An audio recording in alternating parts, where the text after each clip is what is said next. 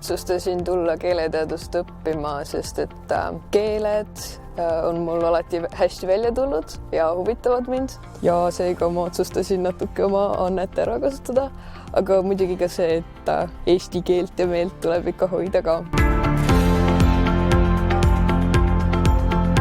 Just Tartusse sellepärast, et Tartu on mulle alati tundunud selline kodusem kui Tallinn ja ma lihtsalt tundsin, et siin on mõnusam õhkkond.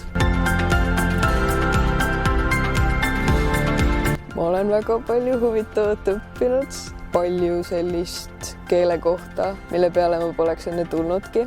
Ja mul on ka olnud võimalus Talendid Tartusse programmi kaudu osaleda päris teadusprojektis Teismeliste keel Eestis. See on väga põnev olnud ja hästi kasulik kogemus.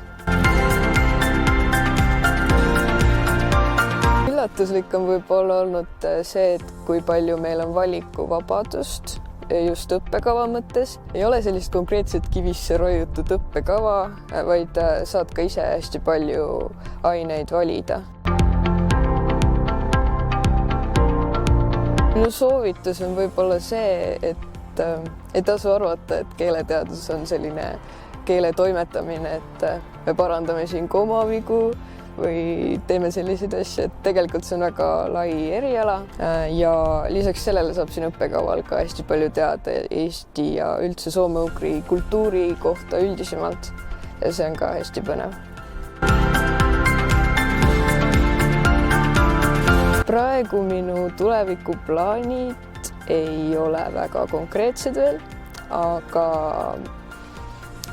üks valikutest on siduda ennast teadusega ja teine on tegeleda siis välismaalastega, kes on tulnud Eestisse elama ja aidata siis neil eesti keelt õppida ja siin kohaneda.